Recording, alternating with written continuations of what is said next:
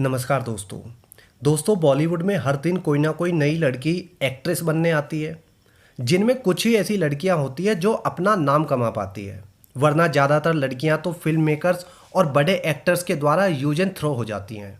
एक film maker जब किसी एक्ट्रेस को अपनी फिल्म में लेता है तो सिर्फ एक्टिंग स्किल्स ही होना काफ़ी नहीं होता है। ये कहना भी गलत है कि रोल के हिसाब से एक्ट्रेस को या बाकी कलाकारों को रोल मिलते हैं। अगर रोल के हिसाब से एक्ट्रेस का चुनाव होता तो आने वाली फिल्म गंगूबाई कठियावाड़ी में आलिया भट्ट नहीं बल्कि प्रियंका चोपड़ा या रानी मुखर्जी लीड रोल प्ले कर रही होती। गंगूबाई कठियावाड़ी में सबसे पहले रानी मुखर्जी को लीड रोल दिया गया था। इसके बाद ये रोल आया प्रियंका चोपड़ा पर। लेकिन फाइनली रातों रात पता चलता है कि लीड एक्ट्रेस तो आलिया भट्ट बन गई है। क्या आलिया भट्ट अपने डील डॉल से या अपनी आवाज़ से किसी भी तरह से गंगूबाई कठियावाड़ी से मेल खाती है? नहीं, लेकिन फिर भी उसे ये रोल दिया गया क्योंकि एक्ट्रेस जो है फिल्म में झटकने के लिए पर्दे के पीछे बहुत बड़े बड़े खेल खेलती है। आपने भी बहुत बार सुना होगा कि रातों रात फिल्म की हीरोइन चेंज कर दी जाती है। जो जितना ज़्यादा कॉम्प्रोमाइज़ करेगी उसे उतनी ही ज़्यादा फिल्में मिलेगी। जिस दिन कॉम्प्रोमाइज़ करने से मना कर दिया उसी दिन आप इंडस्ट्री से गायब कर दी जाओगी। यही इस गटरवुड की सच्चाई है। ये बातें मैं आज इसलिए बता रहा हूँ क्योंकि मैं आज एक ऐसी एक्ट्रेस की बात करने जा रहा हूँ जो सिर्फ कॉम्प्रोमाइज़ के दम पर इंडस्ट्री के अंदर टिकी हुई है। इस एक्ट्रेस का नाम है कृति सेनन। कृति का जन्म हुआ था 27 जुलाई 1990 को नई दिल्ली में। कृति के पिता का नाम राहुल सेनन है जो कि एक सीए हैं। माता का नाम गीता जो कि दिल्ली यूनिवर्सिटी में एक फिजिक्स की प्रोफेसर हैं। कृति की एक छोटी बहन है, उसका नाम है नुपुर सेनन। कृति ने आर के पुरम के डीपीएस स्कूल से 12th क्लास की पढ़ाई पूरी की है। 12th करने के बाद में नोएडा के JP institute of information technology में इंजीनियरिंग में एडमिशन ले लिया था। पढ़ाई के दौरान ही ऑनलाइन ब्यूटी कॉन्टेस्ट में हिस्सा लिया और जीत गई। इस ब्यूटी कॉन्टेस्ट में जीतने का परिणाम ये हुआ कि एक बड़ी मॉडलिंग एजेंसी ने कृति के साथ 1 साल का मॉडलिंग असाइनमेंट साइन कर लिया। पढ़ाई पूरी करने के दौरान कृति पार्ट टाइम मॉडलिंग करती थी और पढ़ाई पूरी करके मॉडलिंग को फुल टाइम कैरियर बना लिया। मॉडलिंग के दौरान कृति को कुछ एड्स में काम करने का मौका मिला। इन्हीं एड्स के दौरान पहली फिल्म मिली तेलुगु भाषा में जो कि साल 2014 में आई थी। फिल्म में कृति का हीरो था साउथ का सुपरस्टार महेश बाबू। हिंदी में डेब्यू भी साल 2014 में ही हुआ था। फिल्म का नाम था हीरोपंती। ये फिल्म साउथ की हिट फिल्म की रीमेक थी। इसके अलावा टाइगर श्रॉफ की भी ये डेब्यू मूवी थी। इसके बाद आई फिल्म दिलवाले। रोहित शेट्टी की फिल्म थी, बड़े बजट और बड़ी स्टारकास्ट वाली मूवी थी। लेकिन ये फिल्म मिली कृति सेनन को। दरअसल इस फिल्म के लिए पहले आलिया भट्ट का नाम फाइनल हो चुका था क्योंकि इस फिल्म में शाहरुख खान और काजोल की जोड़ी को कई सालों के बाद पर्दे पर दिखाया जाना था। तो रोहित शेट्टी जो है चाहता था कि फिल्म में एक सफल जोड़ी शाहरुख खान और काजोल हो तो दूसरी जोड़ी वरुण और आलिया भट्ट हो, क्योंकि वरुण और आलिया भट्ट की जोड़ी को भी पर्दे पर जो है बहुत ज़्यादा सफल माना जाता है, उनको बहुत ज़्यादा पसंद किया जाता है। लेकिन रातों रात इस फिल्म से आलिया भट्ट का पत्ता साफ हो जाता है और कृति की एंट्री हो जाती है।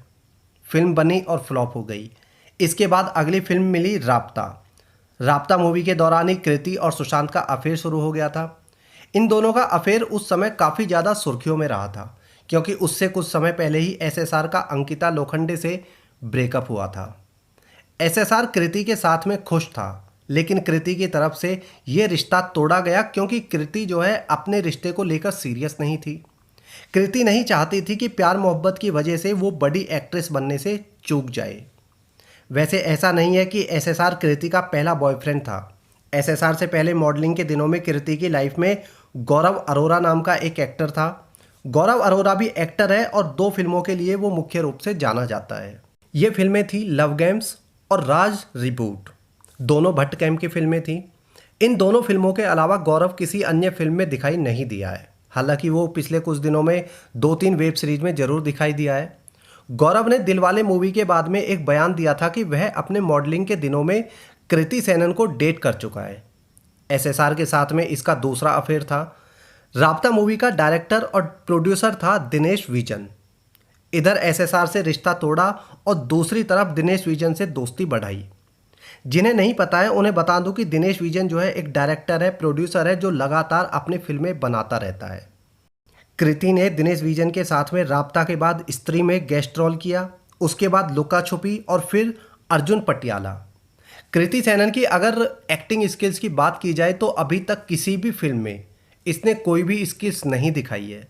आज तक किसी फिल्म के लिए क्रिटिक्स ने कृति को एक तारीफ का एक वर्ड तक नहीं बोला है, जबकि राबता फिल्म के अंदर इसे अपनी एक्टिंग स्किल्स दिखाने का पूरा पूरा अवसर था। किसी भी फिल्म में एक्टिंग नहीं करती, बस ग्लैमरस रोल प्ले करती है, जिसके बावजूद इसे बड़ी बड़ी फिल्में मिल जाती हैं। उसका कारण है दिनेश विजन। दरअसल दिनेश विजन और कृति सेनन की जोड़ी ठीक वैसी है जैसी अनुराग कश्यप की और तापसी पन्नू की। कृति साधारण रिश्ते में बंध कर नहीं रह सकती है, इसे रिलेशन विद बेनिफिट चाहिए। कृति सेनन किसी भी रिश्ते में 2-4 महीने से ज़्यादा बंध कर नहीं रह पाती है। खुद कृति सेनन की बहन नुपुर सेनन ने एक इंटरव्यू के दौरान ये बातें बताई थी कि कृति किसी भी रिश्ते में ज़्यादा दिन तक नहीं रह पाती है। वो कॉलेज के समय में भी जब भी कोई बॉयफ्रेंड बनाती थी तो 2-3 महीने में ही रिश्ता रखती थी और उसके बाद में खुद ही बोर हो जाती थी। ये खुद उसकी बहन के वर्ड्स हैं। ये सीक्रेट खुद नुपुर ने खोले हैं कि कृति जब भी बॉयफ्रेंड बनाती है तो 2 महीने बाद ही बोर हो जाती है और रिश्ता जो है ख़त्म कर लेती है। यानी कृति को बॉयफ्रेंड बनाना पसंद नहीं है, ये सिर्फ वही रिलेशन बनाती है जहाँ पर इस रिश्ते से उसे कोई फ़ायदा होता है। दिनेश विजन के साथ में इसने अपना रिश्ता जानबूझकर सीक्रेट रखा हुआ है। दिनेश विजन ज़्यादातर इसी को लेके फिल्में बनाता है, लीड रोल देता है, जबकि इसका कोई काम आज तक चर्चा में नहीं आया। अपने दम पर इसने फिल्में कोई भी हिट नहीं कराई, ना इसने अपने दम पर किसी भी फिल्म के अंदर तारीफ पाई। आज के समय में बॉलीवुड में सिर्फ यही धांधलेबाजी चलती हैं। रोल लिखा किसी और के लिए जाता है, कास्ट किसी और को किया जाता है, और जब फिल्म फ्लोर पर जाती है तो उसमें किसी और एक्ट्रेस को कास्टिंग किया जाता है। कई बार तो एक्ट्रेस को तब बदला जाता है जब एक्ट्रेस जो है फिल्म की शूटिंग जो है कई शेड्यूल में पूरा कर चुकी होती है, उसके बाद भी एक्ट्रेस को चेंज कर दिया जाता है। दिलवाले में रोहित शेट्टी ने आलिया भट्ट वाला रोल जो है कृति सेनन को क्यों दिया था, जबकि आलिया भट्ट जो है ऑलरेडी स्क्रिप्ट पढ़ चुकी थी? क्या कृति की ब्रांड वैल्यू जो है आलिया भट्ट से ज़्यादा थी? नहीं, लेकिन ये खेल सिर्फ कॉम्प्रोमाइज़ का होता है। जो जितना ज़्यादा एडजस्ट करने को रेडी हो जाता है वो उतनी ही फिल्में झटक लेती है।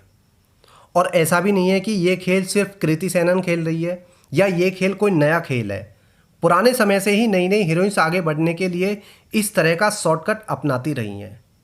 वही बात अगर बड़ी फिल्म की हो या बड़े बजट की फिल्म की हो तो एक सेटल्ड हीरोइन जिसके पास अच्छा खासा नाम होता है, अच्छी खासी फैन फॉलोइंग होती है, वो भी कॉम्प्रोमाइज़ करने से पीछे नहीं हटती है, क्योंकि सभी को पता है कि ये इंडस्ट्री इसी तरह से चल रही है और इसी तरह से चलेगी। कृति सेनन को ज़्यादातर फिल्में दिनेश विजन बैनर की ही मिली हैं। कृति इतनी टॉप क्लास की एक्टर तो है नहीं कि दिनेश विजन हर बार इसी को कास्ट करेगा, और ऐसा भी नहीं है कि कृति जो है फ्री में दिनेश विजन के लिए फिल्मों में काम करती है। ज़रूर दिनेश विजन का इसे कास्ट करने के पीछे पर्सनल बेनिफिट है, तभी हर बार इसी को कास्ट किया जाता है। दिनेश विजन करण जौहर ग्रुप का बंदा है और कृति जो है दिनेश विजन ग्रुप की, यानी कहीं ना कहीं कृति के तार करण जौहर से भी जुड़े हुए हैं, और जिसके तार करण जौहर से जुड़े हैं वो शायद ही कोई ऐसा इंसान बचा हो जो ड्रग्स और अल्कोहल ना लेता हो। कृति कई बार अपने इंटरव्यूज में ये कह चुकी है कि वो बहुत ज़्यादा महत्वाकांक्षी लड़की है और बॉलीवुड में लंबी पारी खेलना चाहती है। ये मैडम बॉलीवुड में लंबी पारी खेलना चाहती है, लेकिन एक्टिंग इसे आती नहीं है। तो आप खुद समझ सकते हैं कि ये लंबी पारी आखिर खेलेगी कैसे। कास्टिंग काउच और कॉम्प्रोमाइज़ इंडस्ट्री में पुराने समय से हैं, लेकिन पहले ये बातें सामने नहीं आ पाती थी क्योंकि तब जो है सोशल मीडिया नहीं थी।